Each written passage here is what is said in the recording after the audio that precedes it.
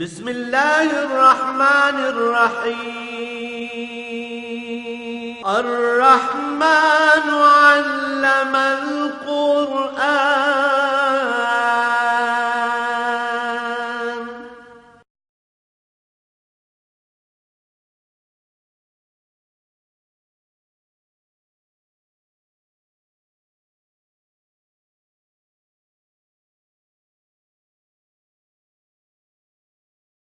الحمد للہ رب العالمین والصلاة والسلام علی حبیبہ محمد وآلہ وصحبہ اجمعین۔ اعوذ باللہ من الشیطان الرجیم، بسم اللہ الرحمن الرحیم۔ یا ایھا الذین آمنوا ما لکم اذا قیل لکم انفروا فی سبیل اللہ اثاقلتم الی الارض ارضیتم بالحیات الدنیا من الآخرہ فما متاع الحیات الدنیا فی الآخرۃ الا قلیل الا تنفروا یعذبکم عذابا علیما ویستبدل قوما غیرکم ولا تضروہ شیئا واللہ علی کل شیء قدیر۔ اللہم سبحانک لا علم لنا الا ما علمتنا انک انت العلیم الحکیم۔ مولا یا صلی وسلم دائما ابدا علی حبیبک خیر الخلق کلہم۔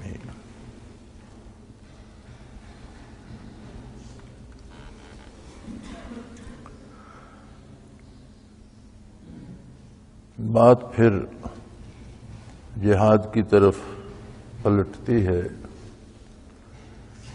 اللہ کریم نے مسلمانوں کو دنیا میں کامیابی اور دنیا میں وہ کامیابی جس کے ساتھ آخرت کی کامیابی بھی نصیب ہو، اس کا سلیقہ انداز ان آیات مبارکہ میں ارشاد فرمایا۔ یہ آیات مبارکہ غزوہ تبوک کے بارے میں ہے کہ جب مکہ مکرمہ بھی فتح ہو گیا اور جزیرہ نما عرب پر لوگ جوک در جوک اسلام میں شامل ہوئے اور جزیرہ نما عرب پر اسلام اور اسلامی حکومت کا قیام وجود میں آیا، تو بالخصوص عرب میں رہنے والے نصرانیوں اور یہود نے قیصر روم سے گزارش کی اور وفد بھیجے کہ یہ تو دیکھتے دیکھتے چند سالوں میں ایک عالمی قوت بن گئی ہے اور ہماری شان و شوکت تو ختم ہو گئی جو عرب میں تھی، اب کے باری آپ کی آ جائے گی اور یہ اتنی بڑی طاقت بن گئی ہے کہ یہ آپ کو للکارے گی، آپ کے لیے چیلنج بن جائے گی۔ تو قیصر روم نے یہ فیصلہ کیا کہ ریاست اسلامی پر حملہ کیا جائے اور اسے ختم کر دیا جائے۔ اس نے ایک بہت بڑا لشکر تیار کیا، بلکہ مورخین لکھتے ہیں کہ اس نے ان لشکریوں کو جو اسلامی ریاست پر حملہ کرنے کے لیے تیار کی، ان کو ایک ایک سال کی پیشگی تنخواہیں دیں اور ایک لشکر جرار اپنی سرحد پہ جمع کیا، جس کی اطلاع حضور اکرم صلی اللہ علیہ وسلم تک پہنچی۔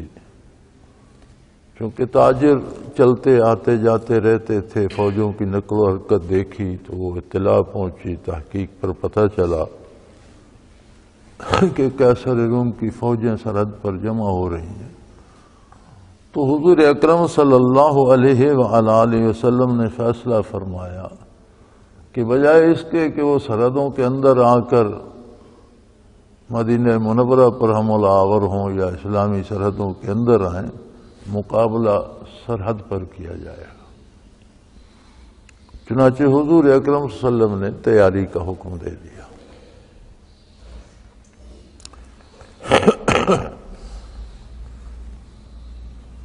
اور یہ ایسا سال تھا جسے قرآن کریم نے ساعت العسرہ کہا ہے، بہت تنگی کا سال تھا۔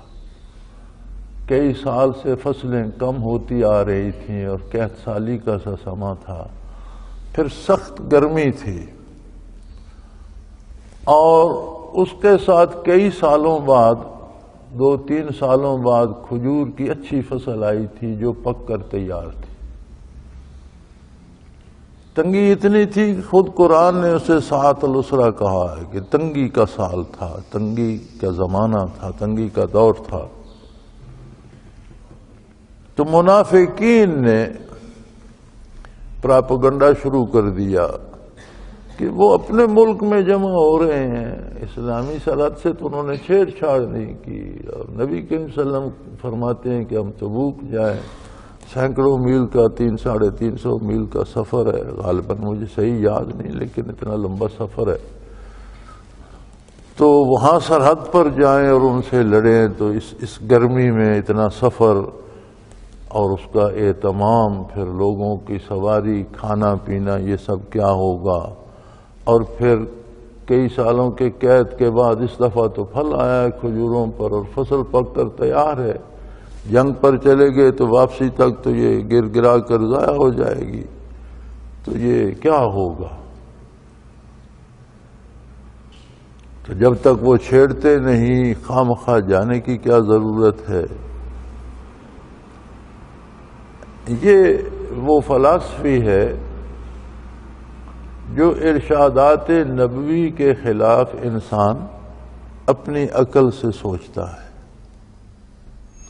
آج بھی ہمارے ہاں بے شمار ایسے دانشور ہیں جو شرعی احکام کو اپنی ناقص عقل کے ساتھ سوچتے ہیں اور ان میں نقائص نکالتے ہیں، ان پر تنقید کرتے ہیں، اعتراضات کرتے ہیں۔ یاد رکھیں، اللہ و اللہ کے رسول کے ارشاد کے سامنے عقل انسانی کی کوئی حیثیت نہیں۔ اور یہ اصول بھی یاد رکھیں کہ جو حکم اللہ کی طرف سے آتا ہے، جو حکم اللہ کے رسول صلی اللہ علیہ وسلم کی طرف سے آتا ہے، عین عقل کے مطابق ہوتا ہے۔ جو اسے عقل کے خلاف سمجھ رہے ہوتے ہیں ان کی اپنی عقلیں خراب ہوتی۔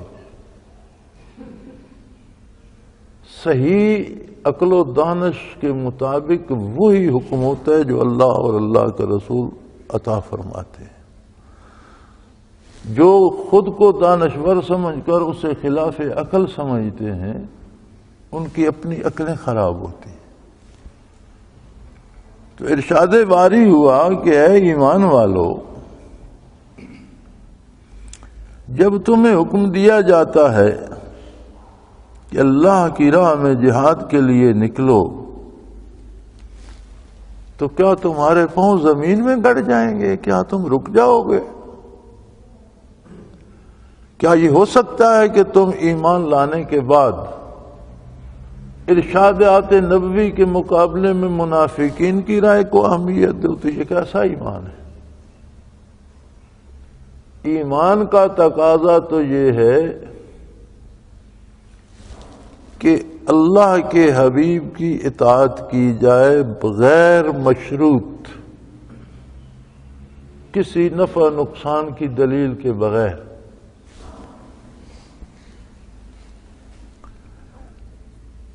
فرمایا رضیتم بالحیات الدنیا من الآخرہ، کیا تم نے آخرت کے بدلے دنیا کو پسند کر لیا ہے کہ دنیا کا نقصان نہ ہو، آخرت کا ہوتا ہے تو ہو جائے؟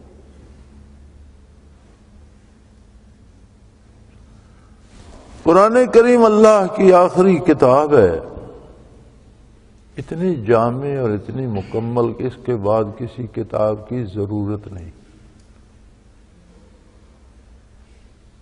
ہمارے ہاں ایک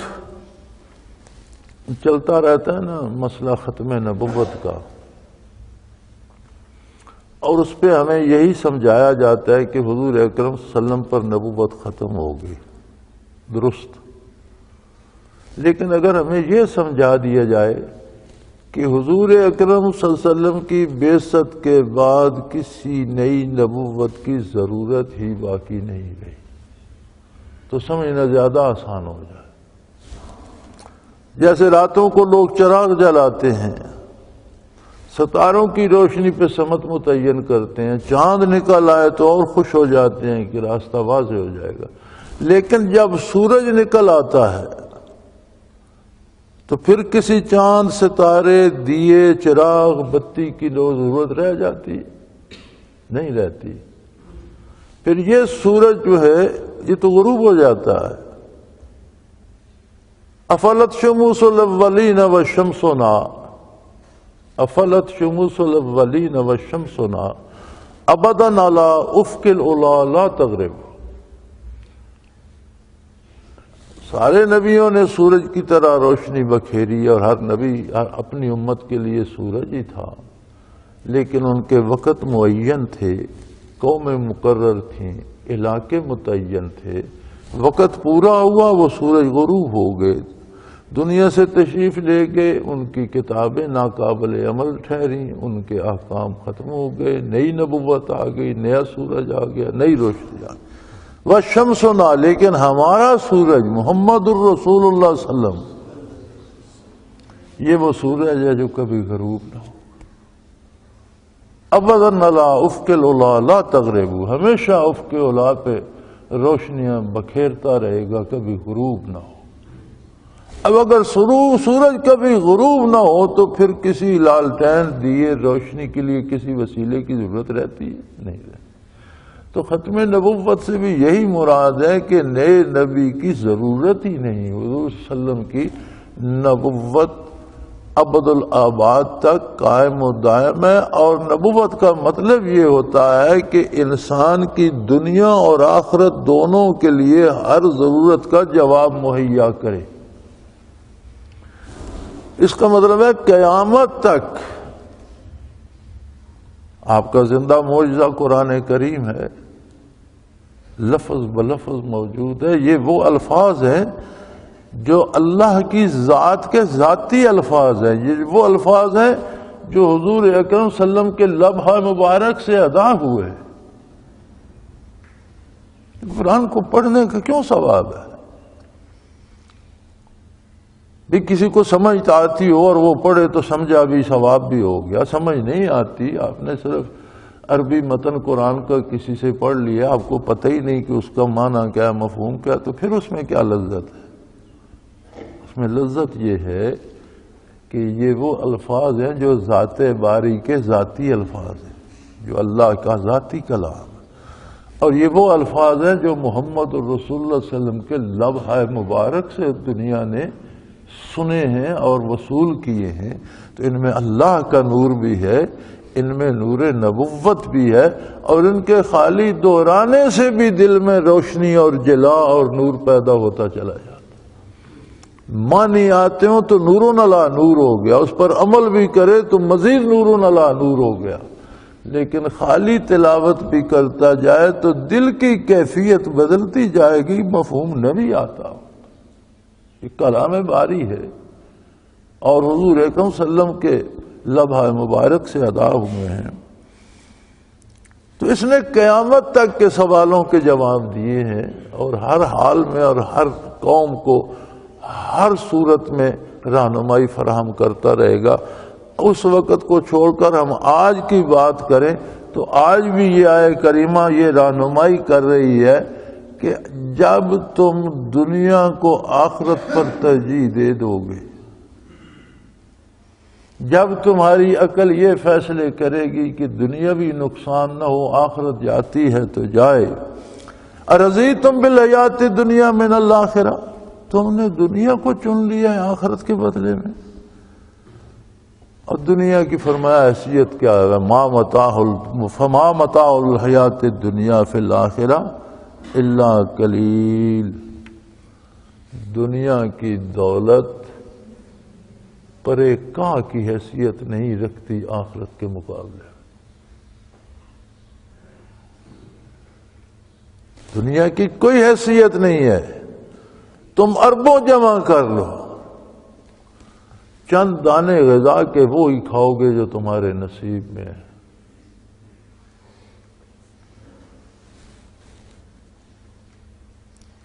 مجھے یاد نہیں کس بادشاہ کا واقعہ ہے، میں نے پڑھا تھا، مجھے وہ اب اس کا نام یاد ہے۔ واقعہ یہ تھا کہ اس نے بڑی دولت جمع کی ہوئی تھی اور جواہرات کے ڈھیر، تو دوسرے کسی بادشاہ نے اس سے سلطنت چھین لی۔ لوگ غریب تھے، فوج کو تنخواہیں نہیں مل رہی تھیں، حالات ابتر تھے، وہ دولت جمع کیے جا رہا تھا، تو اس نے اس سے حکومت چھین لی۔ تو اس نے حکم دیا کہ اسے ایک کمرے میں بند کر دو اور اس کا سارا سونا اور ہیرے اس کمرے میں ڈھیر کر دو، اسے کھانا پانی مت دو، اسے کہو ہیرے اور سونا کھاؤ اور زندے رہو،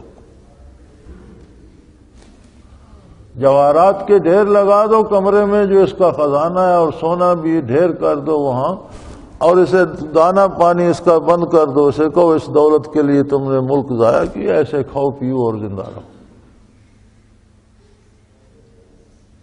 کتنی دولت کو جمع کر لے گا، اور جمع کر لے گا تو کیا ساتھ لے کے جائے گا؟ آخرت وہ دولت ہے جو جسے نصیب ہوگی تو کم نہیں ہوگی، بڑھے گی، اس میں اضافہ ہوگا، کوئی اس سے چھین نہیں سکے گا۔ اور کم تر بھی جس کو نصیب ہوگی اس کو پوری ساری دنیا کی دولتیں جمع کر دو تو اس سے زیادہ ہوگی، یہ اس کا مقابلہ نہیں کر سکتی۔ تو فرمایا کیا تم دنیا کی زندگی، دنیا کی دولت، دنیا کے مال و منال کو آخرت پر ترجیح دو گے تو دنیا کی تو آخرت کے مقابلے میں کوئی حیثیت ہی نہیں۔ پھر آگے قانون ارشاد فرما دیا، الا تنفروا يعذبكم عذابا علیما، اگر تم اللہ کی راہ میں نہ نکلو گے اللہ تمہیں بڑا دردناک عذاب دیں گے۔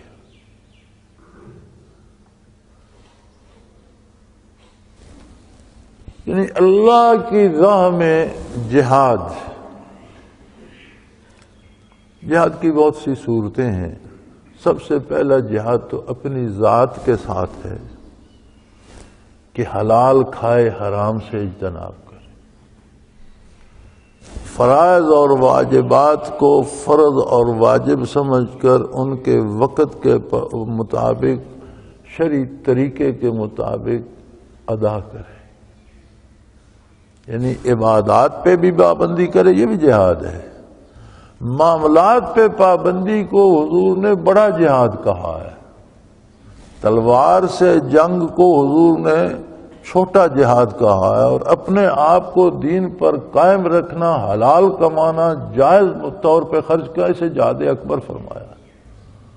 حضور جہاد سے واپس آئے تو فرمایا رجعنا من الجہاد الاصغر الى الجہاد الاکبر، او کما قال رسول اللہ صلی اللہ علیہ وسلم، کہ ہم چھوٹے جہاد سے بڑے جہاد کی طرف پلٹ آئے۔ گھر رہ کر دین پر عمل کرنا جہاد اکبر ہے۔ پھر اس کے بعد ریاست اسلامی میں اسلامی ضابطۂ حیات کی بقا کی کوشش کرنا جو بس میں ہے، جہاد ہے۔ یہ ناجائز طریقے سے بندوق لے کر لوگوں کو قتل کرنا جہاد نہیں ہے۔ خود بے دین ہیں، لوٹ کر کھا لیتے ہیں، چوری کا، حرام کا پیسہ لے لیتے ہیں، رشوت لے لیتے ہیں، اور دوسرے پر بندوق تانیے سے گولی مار دیتے ہیں کہ اسلام نافذ کرو، یہ جہاد نہیں ہے۔ جہاد سب سے پہلے اپنی ذات کے ساتھ ہے، پھر جو بس میں ہے، جو آپ کے بس میں نہیں اس کے آپ مکلف نہیں ہے، لا یکلف اللہ نفسا الا وسعہا، جو آپ کے اختیار میں آپ اس کے مکلف ہیں۔ آپ ووٹ دیتے ہیں، حکومت بنتی ہے، جب ووٹ کا وقت آتا ہے جہاد ہے نا، پھر تلاش کریں نا کسی دیندار کو ووٹ دیں۔ اس وقت تو آپ کو سیاسی مفادات یاد آ جاتے ہیں، اور اپنے مفادات کے لیے چوروں چکر لٹیروں کو ووٹ دیتے ہو۔ گولی نہ مارو، ووٹ مت دو، تلاش کرو کسی نیک آدمی کو، دیندار آدمی کو، اہل آدمی کو۔ اب تو ہمارا یہ عالم ہو گیا کہ کوئی شریف آدمی یا اہل آدمی الیکشن میں آگے آتے ہی نہیں، اسے پتہ ہے ان لوفروں لفنگوں کو ووٹ ملنے ہیں، مجھے کسی نے ووٹ ہی نہیں دینا۔ کیا 10-20 کروڑ روپیہ ایک ایم این اے کی سیٹ پہ خرچ ہوتا ہے؟ کیوں خرچ ہوتا ہے یار؟ کس بات پہ؟ لوگ رشوت لیتے ہیں، اور کس پہ خرچ ہوتا ہے؟ چند چکوں پہ بکتے ہیں۔ تو جہاد یہ ہے کہ یہ بکنا چھوڑ دو،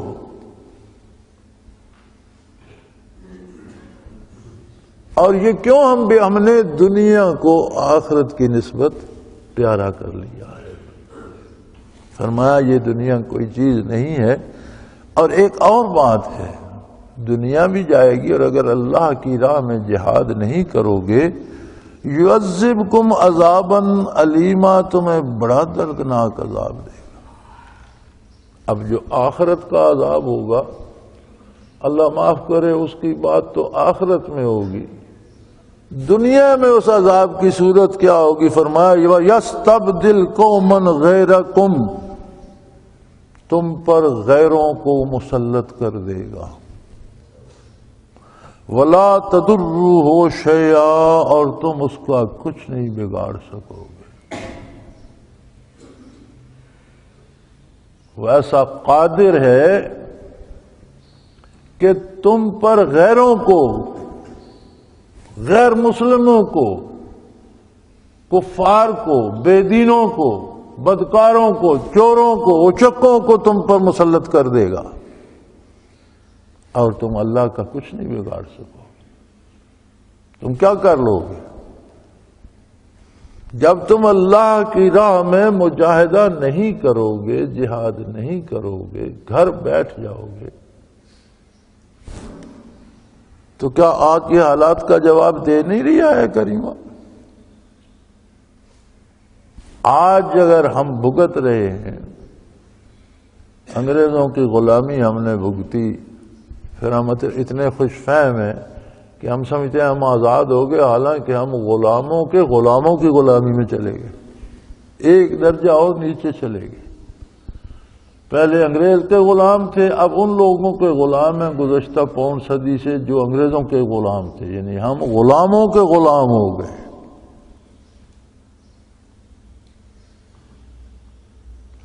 کیوں ہو گئے؟ تلاش کریں نا اپنے آپ میں، کیا ہم نے چند ٹکے اللہ کی رضا سے زیادہ عزیز نہیں کر لیے؟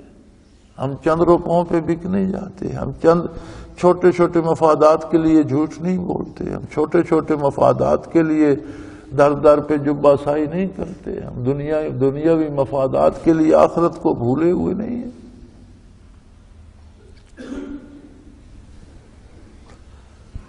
یہ تو پتہ تب چلے گا جب سچ کی عدالت لگے گی. اعلان ہوگا لمن الملک اليوم، ہے کوئی، کون ہے آج، کون بادشاہ ہے، کس کے لیے حکومت ہے؟ کوئی آواز نہیں آئے گی. کسی کو دعویٰ ہے اپنی سلطنت کا، حکومت کا، اختیار کا؟ للہ الواحد القہار، اللہ کی حکومت ہوگی. اس وقت جب میزان میں سجدے بھی رکھے جائیں گے، رکوع بھی رکھے جائیں گے، قیام بھی رکھے جائیں گے، تو سمجھ آئے گی. نبی کریم صلی اللہ علیہ وسلم کا ارشاد ہے کہ جنت میں جنتیوں کو کوئی حسرت نہیں ہو. اللہ کریم اتنا دیں گے کہ وہ سنبھال نہیں پا رہے ہوں گے، وہ اتنے خوش ہوں گے، انہیں سمجھ نہیں آ رہی ہوگی کہ اتنی دولت، اتنی نعمتیں، اتنے انعامات میں کیا کروں. فرمایا اس کے باوجود ایک حسرت جنت میں بھی ہوگی کہ کاش میں نے ایک سجدہ اور کر لیا ہوتا، کاش میں نے محمد رسول اللہ کے اتباع میں کچھ اور کر لیا ہوتا، میں نے اللہ کی اطاعت میں کچھ اور کر.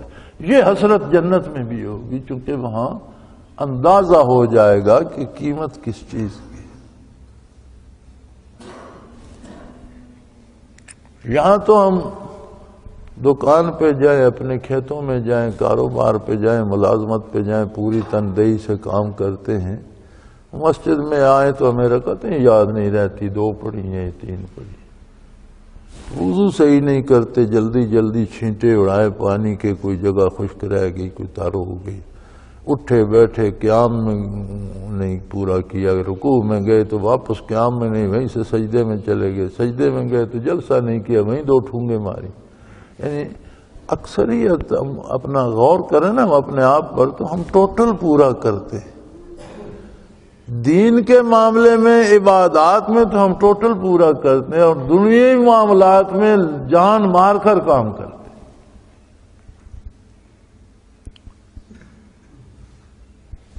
عدالتوں میں دیکھ لو، پہلی بات تو یہ ہے کہ قانون انصاف وہ ہے جو انگریز نے بنایا تھا، وہ نہیں ہے جو محمد رسول نے دیا تھا، جو قرآن و سنت ہے۔ دوسری عجیب بات یہ ہے کہ قرآن پر قسم اٹھا کر ڈٹ کر جھوٹ بولتے ہیں، سارا دن عدالتی اہلکار جھوٹ لکھتے ہیں، سارا دن گواہ جھوٹ بولتے ہیں، سارا دن وکیل جھوٹ بولتے ہیں۔ اصل واقعہ وکیل کو پتہ ہوتا ہے، ہوا یہ نہیں کہنا، عدالت میں یہ کہنا۔ سارا دن جھوٹ بولا، جھوٹ لکھا جاتا ہے۔ بلکہ ایک انگریز کی میں اگلے دن تحریر پڑھ رہا تھا، جب جہاں انگریز کا دور تھا، تو وہ بھی کہتا ہے کہ ہماری عدالتوں میں سارا دن جھوٹ بولا جاتا ہے اور سارا دن جھوٹ لکھا جاتا ہے۔ یہ ہمارا عدالتی نظام ہے۔ ہمارا تعلیمی نظام ہے تو اس میں سے کوئی اگر کہیں اللہ کا نام انگریز نے رہنے بھی دیا تھا تو ہماری موجودہ حکومتوں نے اسے نکال دیا ہے۔ ہمارا تعلیمی نظام بچے کو اچھا کلرک، اچھا کارکن تو بنا سکتا ہے، یہ نہیں بتاتا کہ تم کون ہو، تمہاری قومیت کیا ہے، تمہارا عقیدہ کیا ہے، تمہاری اصل اور اساس کیا ہے، اور تمہاری بنیاد کیا ہے۔ اس کی اپنی کوئی حیثیت نہیں، پورا نصاب تعلیم۔ تو یہ ساری خرابیاں مل کر ہمیں اس طرف لے گئیں کہ دنیا کے چند ٹکے ہمیں عزیز ہیں، ہم ساری آخرت چھوڑ دیتے، ساری عمر قرآن کریم کو کھول کر نہیں دیکھتے۔ جب کوئی مر جاتا ہے تو پڑھنے کا تکلف خود پھر بھی نہیں کرتے، پھر بھی وہ بندے مانگے جاتے ہیں اجرت پر، پیسے دے کر، روٹی کھلا کر، حلوہ، تم آؤ یار قرآن پڑھ کر میرے باپ کو بخشوا جاؤ۔ آخرت کی یہ حیثیت ہے۔ کبھی ان لوگوں کو آپ نے اپنی دنیاوی کام کے لیے بلایا ہے کہ یار تم بھی آ جاؤ، تم بھی آ جاؤ، تم میرا یہ کہتے ہوئے انہیں تو پتہ ہی نہیں یہ تو میرا نقصان کر دیں گے، خود کرتے ہیں۔ وہ ساری زندگی نہیں پڑھا تو مرنے والے باپ کے لیے ایک رکوع خلوص سے خود پڑھ کر بخشو، شاید یہ مانگے ہوئے لوگوں کے کئی ختموں سے زیادہ ثواب ہو۔ لیکن یار وہ بھی تو آخرت کے لیے تھوڑا ہوتا ہے، وہ بھی تو لوگوں کو دکھانا ہوتا ہے کہ میں نے باپ کا چیلم کیا اور اس پر اتنے ختم کرا ہے، وہ آخرت کے لیے، اللہ کے لیے تو نہیں ہوتا۔ فرمایا جب تم دنیا کی زندگی کو آخرت پر ترجیح دو گے تو اس کی سزا ہوگی دردناک عذاب، اور دنیا میں اس دردناک عذاب کی صورت یہ ہوگی وَيَسْتَبْدِلْ قَوْمًا غیرکم، مسلمانوں کے علاوہ غیر لوگوں کو تم پر مسلط کر دیا جائے گا۔ وَلَا تَضُرُّوهُ شَيْئًا، تم اللہ کا کچھ نہیں بگاڑ سکو گے،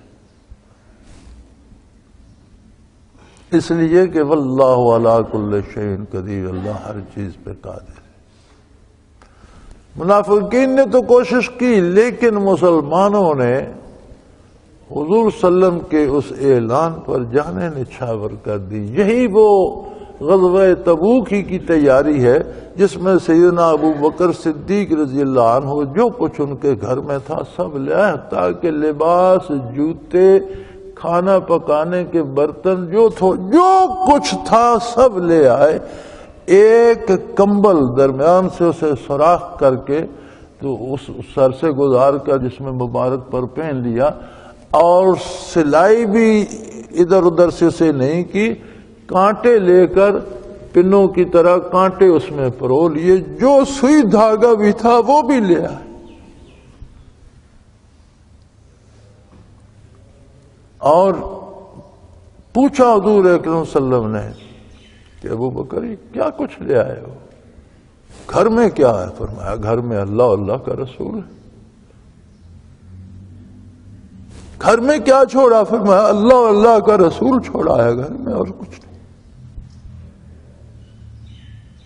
سیدنا فاروق اعظم رضی اللہ عنہ نے اپنا آدھا مال دیا، حضرت عثمان غنی رضی اللہ عنہ نے اتنا مال دیا کہ حضور اشرفی درہم و دینار کو اس طرح پلٹتے تھے اور فرماتے تھے کہ عثمان کے لیے جنت واجب ہوگی، اس کے بعد کوئی نیکی بھی نہ کرے تو یہی اس کے لیے کافی۔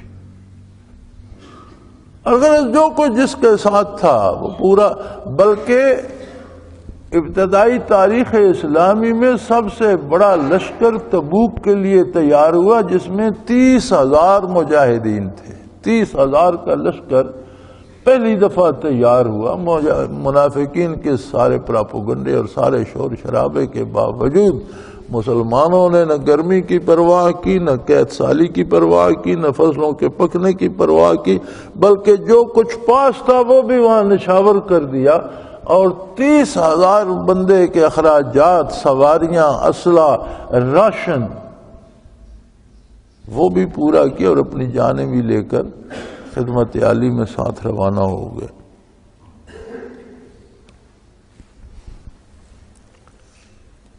اور وہ دبدبہ تھا لشکر اسلامی کا کہ جب حضور صلی اللہ علیہ وسلم تبوک میں پہنچے اور قیصر کو اطلاع ملی کہ 30,000 کا لشکر ہے، اس کے لشکر تو لاکھوں میں تھا، اور حضور خود اس کی کمان فرما رہے ہیں، اور وہ سرحد پہ آ گئے، تبوک پہ پہنچ گئے ہیں، تو وہ لرز گیا۔ اس نے اپنے اس لاکھوں کے لشکر کو واپس آنے کا حکم دے دیا۔ اس نے کہا کہ نہیں، ہم ان سے نہیں لڑ سکتے، یہ اللہ کے رسول ہیں، ہم مانے یا نہ مانے، ان کے ساتھ اللہ کی طاقت ہے، اپنے لشکروں کو واپس بلا۔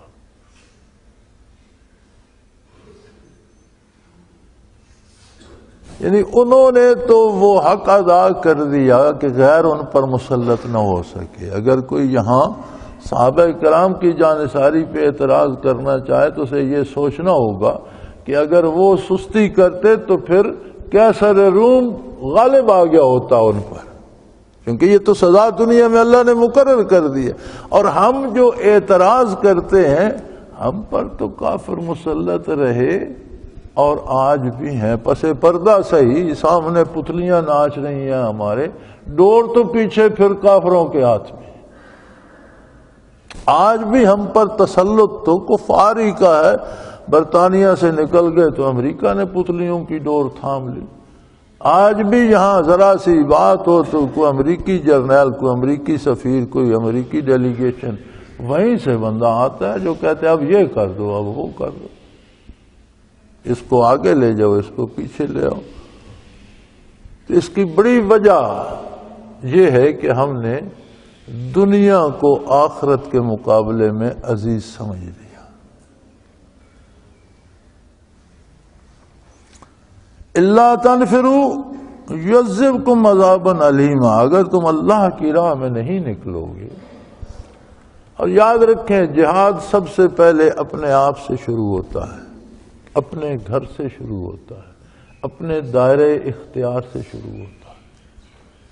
جہاں تک آپ کا دائرہ اختیار ہے وہاں تک دین کے مطابق عمل اختیار کریں، اولاد کے ساتھ، بیوی بچوں کے ساتھ، والدین کے ساتھ، اڑوسیوں پڑوسیوں کے ساتھ، قوم کے ساتھ، ہر ایک کا ایک حق ہے، آپ کا اپنا بھی ایک حق ہے، اپنا حق ضرور حاصل کریں، دوسروں کا حق دوسروں تک بھی جانے دیں۔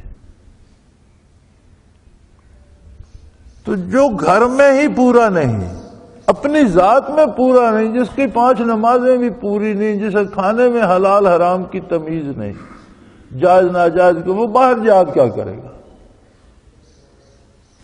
وہ میدان میں جہاد کرنے کیا جائے گا؟ یہاں سے فرد کی ذات سے شروع ہو کر یہ فلسفہ قوم تک جاتا ہے۔ افراد اپنی اصلاح کریں، ان سے قوم بنے، قومی فرائض میں اپنی اصلاح کرے، اور وہ طریقہ اختیار کرے جو اللہ اور اللہ کے رسول نے بحیثیت مسلمان قوم کے عطا فرمایا ہے۔ اگر ایسا نہیں کرو گے تو تمہیں اللہ کریم دردناک عذاب دیں گے، جس کی صورت دنیا میں یہ ہوگی وَيَسْتَبْدِلْ قَوْمًا غَيْرَكُمْ،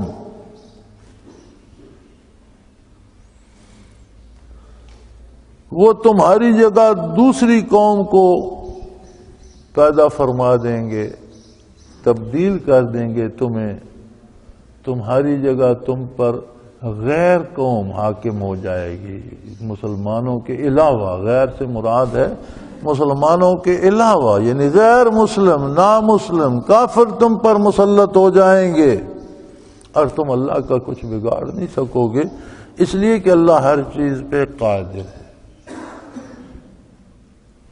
فطرت کے قوانین ہیں،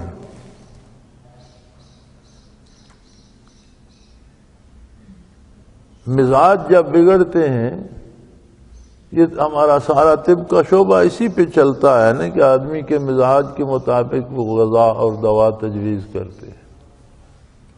تو قومی مزاج کی یہ خرابی ہے کہ وہ اللہ کا راستہ چھوڑ دے، اللہ کی راہ میں جہاد نہ کرے، اور جہاد سے مراد ہے اپنی ذات کی اصلاح سے لے کر جہاں تک آپ کا بس چلے وہاں تک کی اصلاح کا کرنا، اور اسی میں اگر ضرورت پڑے اور آپ کا امیر حکم دے تو آپ تلوار سے بھی، بندوق سے بھی جنگ بھی کریں، لیکن یہ ہر فرد فیصلہ نہیں کر سکتا کہ جنگ کرنی ہے اور بندے کو مارنا ہے۔ یہ جو آج قتل عام ہو رہا ہے اسے جہاد کا نام نہ دیں، یہ قتل عام ہے، یہ ظلم ہے، یہ تباہی ہے، یہ کوئی دینی فریضہ نہیں ہے کہ بے گناہوں کو اور غریب لوگوں کو قتل کرتے رہو، نہ اس سے دین کا کوئی بھلا ہو رہا ہے، نہ یہ دین کا کوئی کام ہے۔ تو فرمایا اگر تم اللہ کی راہ میں نہیں نکلو گے تو تمہیں دردناک عذاب ہوگا، اور اللہ تم پر غیروں کو مسلط کر دے گا، اور تم اللہ کا کچھ نہیں بگاڑ سکو گے، اس لیے کہ اللہ ہر چیز پہ قادر ہے۔ وآخر دعوانا ان الحمدللہ رب العالمین۔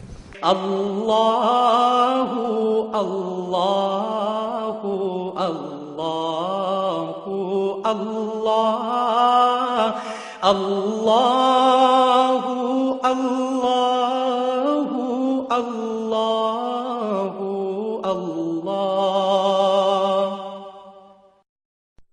حضرت امیر محمد اکرم آبان مد ظلہ العالی دارالعرفان منارہ ضلع چکوال میں سالہ سال سے قرآن و حدیث کے اوپر خطابات کر رہے ہیں اور سلسلہ نقشبندیہ اویسیہ کے مطابق لوگوں کو ذکر الہی کی تربیت دے رہے ہیں۔ وہ قرآن پاک کی تفسیر ترتیب وار بیان کر رہے ہیں۔ تفسیر قرآن کو وہ موجودہ ملکی اور بین الاقوامی حالات کے مطابق بیان کرتے ہیں۔ موٹر وے سے کلر کہار کے انٹرچینج سے نکلتے ہوئے، کلر کہار کی جھیل سے ہوتے ہوئے میانی، بوچھال اور نور پور سے گزرتے ہوئے دارالعرفان منارہ پہنچ سکتے ہیں۔ حضرت امیر محمد اکرم آوان نے بچیوں اور بچوں کی دینی اور دنیاوی تعلیم کے لیے سقارہ اکیڈمی کے نام سے ایک درسگاہ بھی قائم کی ہے، جس کا افتتاح ملک پاکستان کے صدر جنرل محمد ضیاء الحق نے اپنے دست مبارک سے کیا تھا۔ وہ تمام احباب جو اسلام کی طلب رکھتے ہیں ان سے گزارش ہے کہ دارالعرفان منارہ ضلع چکوال میں امیر محمد اکرم آبان صاحب کے خطابات سے مستفید ہوں۔ وہ ہر جمعے کو نماز سے پہلے بیان فرماتے ہیں۔ ہر ماہ کی پہلی اتوار کو ماہانہ اجتماع ہوتا ہے جس میں آپ خصوصی خطاب فرماتے ہیں اور پاکستان کے چاروں صوبوں سے احباب اس اجتماع میں شرکت کرتے ہیں۔ اس کے علاوہ یہاں سال میں 2 مرکزی اجتماعات بھی ہوتے ہیں، ایک رمضان المبارک میں اعتکاف کا اجتماع اور دوسرا جولائی اور اگست میں 40 دن کا اجتماع ہوتا ہے جس میں روحانی تربیت کی جاتی ہے۔ اپنا خون سیماب دے کر اتنا ہم کر جائیں گے، نام آقا کا چمن میں پھر رقم کر جائیں گے۔